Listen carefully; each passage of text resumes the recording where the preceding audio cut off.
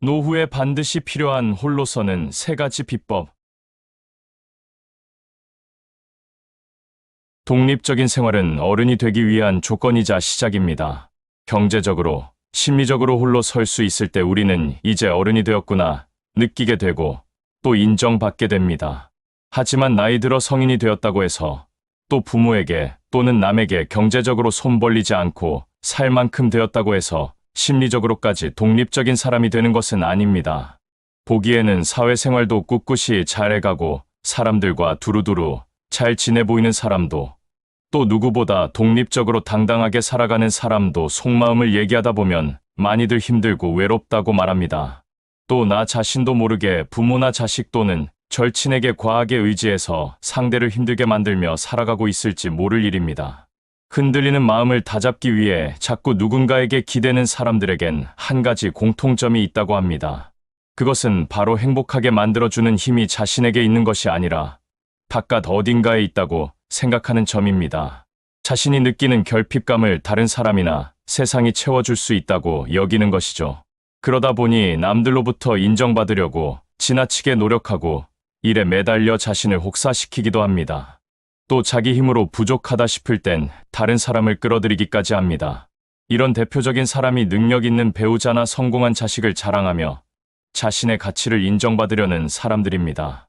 운 좋게도 자랑할 수 있는 배우자나 자식을 두었다면야 다행이겠지만 그렇지 못하다면 성에 차지 않는 배우자가 미워지고 자식이 원망스러워지면서 집안에서는 큰 소리가 끊이지 않게 됩니다. 내가 너를 어떻게 키웠는데 하는 원망이 높아지고 내 친구 아들은 이렇다더라, 내 동창 딸은 저렇다더라 하면서 자식들의 속을 뒤집어 놓습니다. 이렇게 행복의 주도권이 바깥 어딘가에 있다고 믿으면 자신은 계속 흔들리고 가족이나 주위 사람들과는 불화가 일어날 수밖에 없습니다. 행복의 주도권을 다시 내 자신에게 가져오기 위해서는 무엇보다 홀로서기가 필요합니다. 누군가에게 기대는 사람은 상황에 따라 또는 의지한 사람의 태도와 기분에 따라 내 기분과 행동도 럭비공 튀듯 예측할 수 없이 널뛰기를 하지만 홀로 서는 사람은 평상심을 잃지 않고 한결같이 안정된 모습으로 살아갈 수 있습니다. 그렇다면 진정한 홀로서기의 의미는 무엇인지 우리는 반드시 알 필요가 있습니다. 홀로서기의 의미는 사람들이 가장 많이 오해하기도 하죠. 일단 첫 번째 의미는 우리가 통제할 수 있는 일을 정확하게 구분하는 능력입니다. 다른 사람의 시선과 마음, 이미 지나간 과거, 아직 닥치지 않은 미래, 또 내 밖의 세상, 내 배우자와 그리고 내 자식들은 내 힘으로 어쩔 수 없는 통제 불가능한 것들입니다. 이 통제 불가능한 것들로부터 하루빨리, 아니, 지금 당장 집착과 걱정, 기대를 거두는 것이 좋습니다. 이와는 반대로 세상에서 오직 하나, 우리 자신이 통제 가능한 것은 바로 내 마음뿐입니다. 대신 나의 모든 에너지와 열정, 관심과 기대는 내 마음으로 향하는 것이 진정한 홀로서기입니다. 두 번째, 나를 잘 파악하고 잘 다루는 능력입니다. 우리 모두는 저마다의 안경을 쓰고 세상을 바라봅니다. 그래서 누군가는 장밋빛 안경을 써서 세상이 장밋빛으로 보일 것이고 또 다른 누구는 이상한 렌즈가 있는 안경을 써서 세상이 찌그러져 보일 수 있습니다. 내가 사람들로부터 인정받고 사랑받고 성공하면 행복해질 거라고 믿는 생각도 가진 돈과 비례해서 행복도 끝이 없이 커질 거라는 믿음도 모두 자신이 쓴 안경을 통해 바라본 세상의 단면일 뿐입니다. 그런데 문제는 자신이 안경을 쓴 줄도 모른 채 자신이 바라보는 세상이 진실이고 전부라고 착각하는 순간 온갖 괴로움에 휩싸이고 만다는 겁니다. 지금 내가 맞지 않는 안경을 쓰고 있구나. 내 시력에 맞는 것을 바꿔 써야지. 이렇게 문제를 인식하고 맞는 것을 찾았으면 될 일인데 안경을 쓰고 있는지조차 모르고 있으니 자신을 닥달하고 애먼 사람을 들들 볶고 만만한 사람을 잡아 족치고 세상을 탓하고 원망하고 저주를 퍼붓습니다. 진정한 홀로서기는 자기가 지금 어떤 안경을 쓰고 있는지 알아내는 것이고 시력에 맞지 않아 불편을 가중시킨다면 맞는 안경을 골라 쓰기 위해 노력하는 태도와 그리고 능력을 갖추는 겁니다. 시력에 맞는 바른 안경을 찾아 쓴다는 것은 행복해지기 위해 내 마음을 고쳐먹는 것입니다. 내 자신이 갖지 못한 것에 대한 결핍에 집착하기보다는 자신의 장점을 봐주고 사랑하기로 마음을 고쳐먹는 겁니다. 성에 차지 않는 배우자를 다그치기보다는 그래도 우직하게 버텨온 그를 이해하고 다독거려주기로 마음을 고쳐먹는 겁니다. 부족하다 느껴지는 자식을 다그치기보다는 그럼에도 불구하고 포기하지 않고 노력하는 그 태도를 응원하고 격려하기로 마음을 고쳐먹는 겁니다. 세 번째, 통제력과 자존감을 높이는 것입니다. 내게 맞는 바른 안경을 찾아 쓴 다음부터는 보이는 대로, 들리는 대로, 곧이곧대로 반응하는 짓을 멈출 수 있게 됩니다. 욱하는 마음에 화부터 쏟아내고 후회를 하는 것이 아니라 마음에서 화가 싹 틔울 때부터 알아차려서 불편한 것으로부터 시선을 돌리고 일렁이는 마음을 다독여 가라앉히고 해야 할 말을 정리할 여유도 챙길 수 있습니다. 그리고 성난 목소리가 입 밖에 나오지 않도록 목소리를 잘 가다듬는 침착함도 생기죠. 자신의 감정에 대한 통제력을 갖게 되면 사는 게 그야말로 편안해집니다. 이런 경험을 한 번이라도 해보게 된다면 이 마법 같은 능력을 꾸준히 활용해서 자존감이 회복되고 높아지는 놀라운 경험도 함께 겪게 됩니다.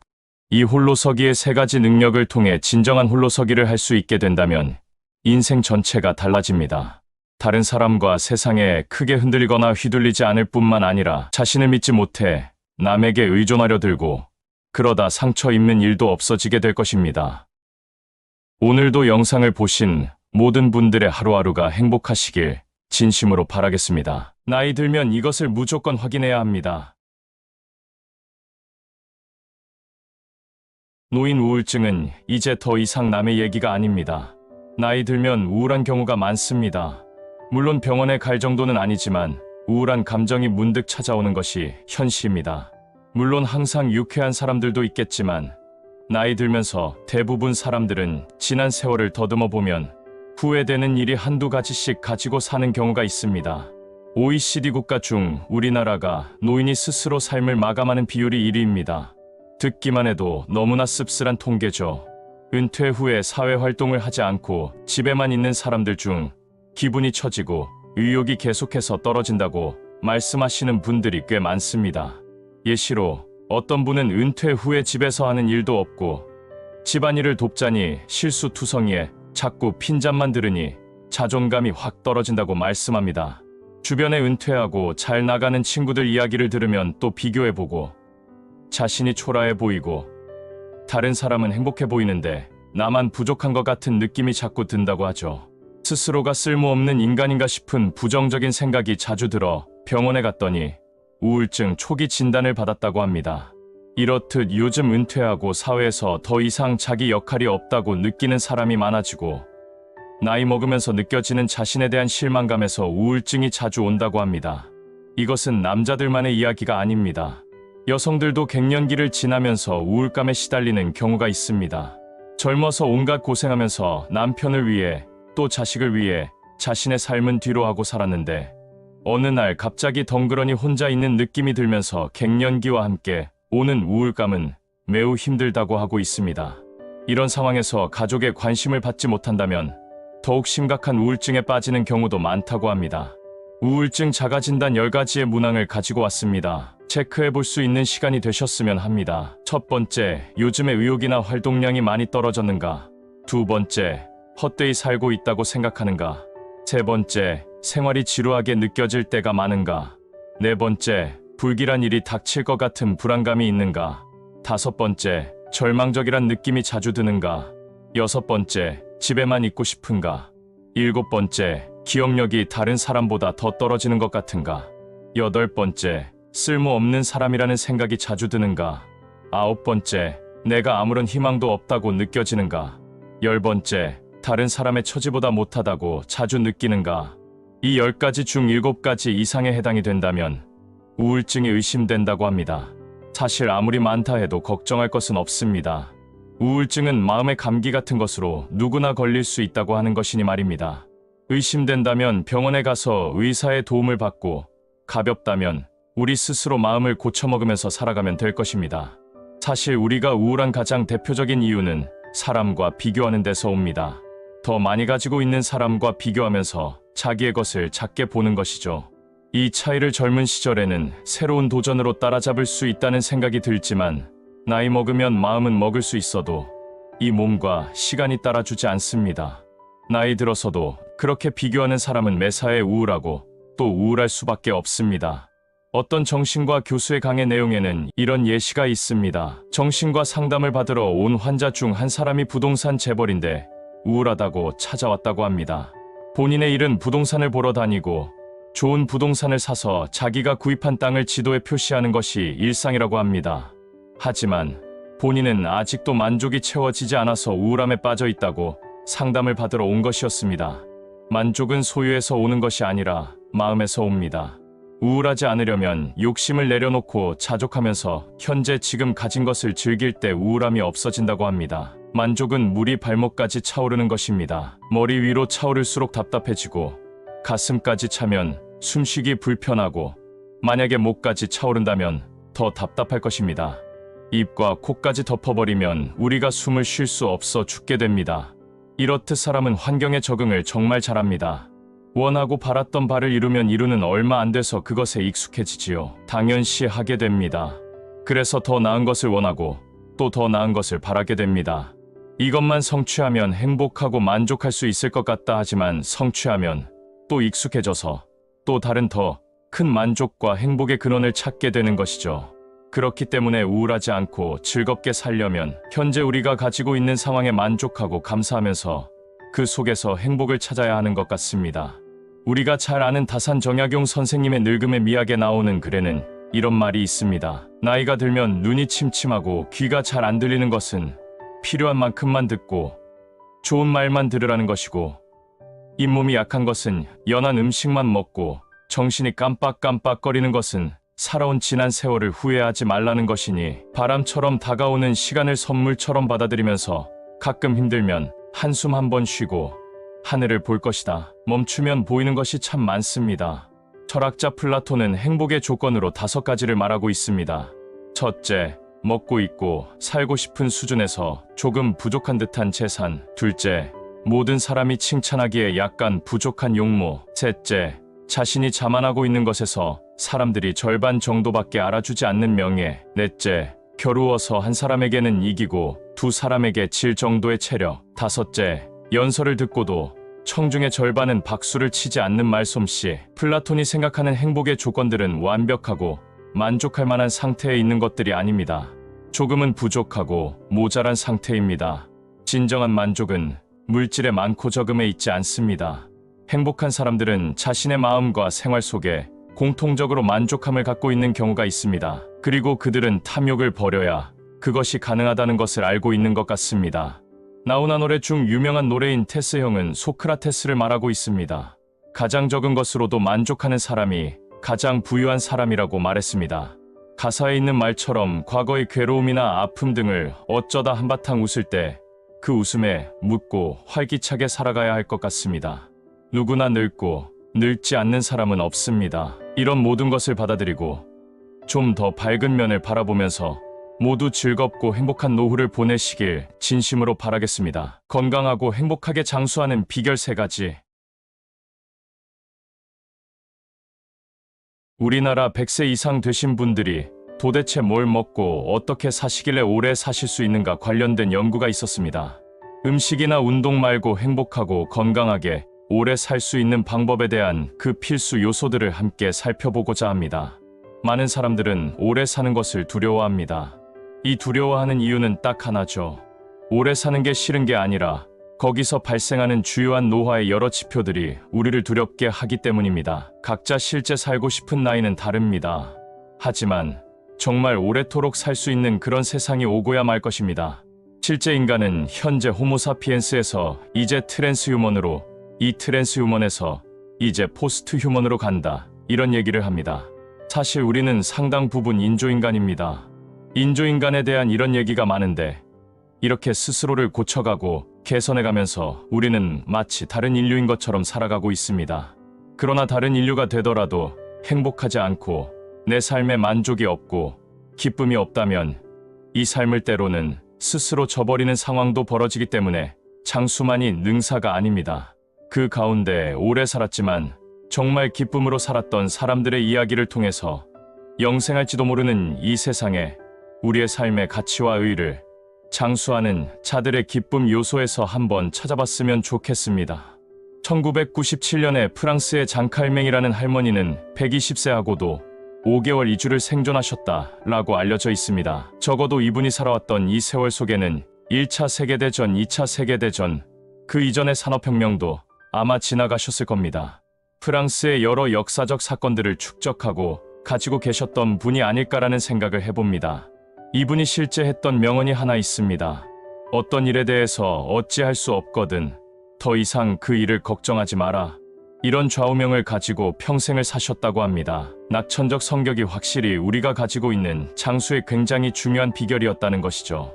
처음에 말씀드렸던 우리나라 100살을 넘게 사셨던 사람들의 연구 결과 중 어떤 분은 하루에 소주를 2병씩 마셨고 어떤 분은 하루에 담배를 2갑 이상 피셨던 분들도 굉장히 많았습니다. 이분들이 그럼에도 불구하고 맨날 밥 매러 나가면서도 100세 이상을 사셨는데 이분들의 주요 특성들 중에 가장 공통된 하나는 원만한 성격이었습니다. 낙천적 성격의 요인도 프랑스뿐만 아니라 우리나라 100세 이상 사셨던 장수 어르신들의 핵심적인 요인이었다라는 걸 발견할 수 있습니다.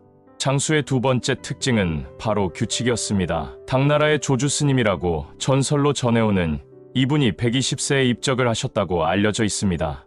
120세에 입적을 하신 이 당나라 조주 스님이 어떤 방식으로 사셨는가에 대한 연구들의 그 결과들이 나와 있는데 평생에 걸쳐서 했던 가장 상징적인 행동은 바로 명상이었습니다.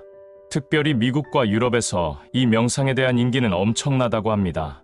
당나라 조주 스님이 명상을 규칙적으로 하신 걸로 굉장히 유명하죠. 시간을 정해놓고 그 시간이면 어김없이 들어가서 그 자리에 명상을 하셨는데 명상의 시작 시간과 끝 시간이 한결같이 거의 일정했다는 겁니다. 즉, 조주 스님은 보통 1~2시간 정도 명상을 하시는데 그 짬짬이 쉬는 시간 동안에 밥을 먹거나 혹은 법회를 하시거나 산행을 하시거나 이런 과정이 사이에 들어가고 명상이 삶의 주요 포인트가 된 겁니다. 그 포인트에 따라 하루가 유지가 되고 그 과정 속에서 명상을 중심으로 나머지 시간이 돌아가니 명상이 규칙의 핵심이고 생활의 중심이었다라고 볼 수 있습니다. 이런 규칙적인 생활과 더불어서 술이나 담배와 같은 것들은 당연히 멀리했겠지만 그런데 이 명상이 가져다주는 핵심적인 변화나 긍정적 의미가 있습니다. 그런데 거기에는 그 깨끗하고 정렬된 생활 안에는 삶의 규칙이 들어있었던 겁니다. 그래서 어쩌면 이런 규칙성이 이분을 장수하게 하고 이분의 삶을 더 멋지게 만들고 다른 사람들의 좋은 귀감까지 되도록 하는 굉장히 중요한 요인이 아니었겠나 싶습니다. 세 번째는 바로 성실성입니다. 미국 LA에서 아서 윈스턴이라는 분이 은퇴한 지 20일 만에 돌아가셨다고 합니다.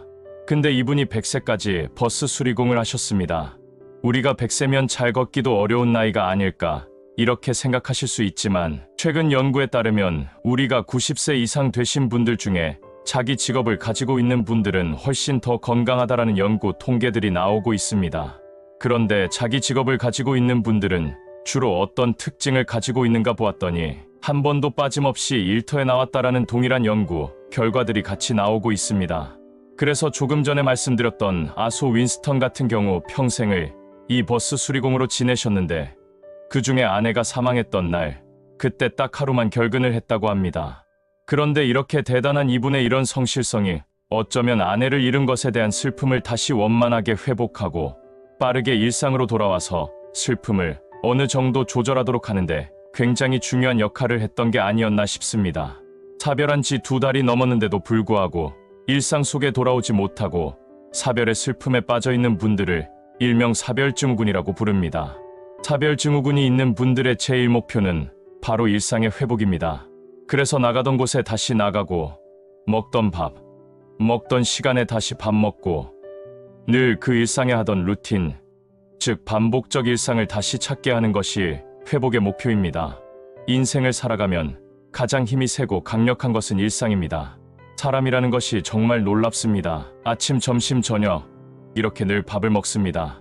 아버지가 돌아가시고 어머니가 돌아가셔도 배가 그 시간이 되면 꼬르륵 소리가 납니다. 이게 일상이 우리에게 강력하게 미치는 바로 그 힘입니다. 일상을 유지하면서 슬퍼하는 사람들은 늘 회복이 빠릅니다. 일상이 무너진 분들은 회복이 거의 불가능할 경우도 많이 있습니다. 그만큼 일상이라고 하는 건 우리를 일으키는 힘이자 우리에게 가장 강력하게 우리의 삶의 패턴을 조절하고 몸의 밸런스도 맞춰가고 정신 건강에 영향을 미치는 주요 요소가 되는 겁니다. 그래서 이 아소 윈스턴이 버스 수리공으로 100세 넘어까지 있다가 은퇴한 지 20일 만에 돌아가신 이유는 20일 동안 밸런스가 무너져 버렸기 때문입니다. 그의 성실의 패턴이 무너졌을 때 몸의 밸런스가 같이 무너졌기 때문에 생겨난 결과가 아닐까라는 생각이 듭니다. 오늘 말씀하신 세 가지 중에 한 가지만 있어도 우리는 행복하게 오래 살 수 있습니다. 과학이 발전하고 의학이 발전하면서 여기저기를 쉽게 고치고 치료를 받아가며 우리의 수명이 늘어나면서 장수는 우리 모두에게 일상이 될 겁니다. 그 과정에 우리의 삶을 더 건강하게 행복감을 높이며 타인들과 함께 살아가기 위해서 이 세 가지를 기억하셨으면 좋겠습니다. 오늘 영상을 보신 모든 분들은 오래도록 행복한 나날들만 보내시길 진심으로 바라겠습니다.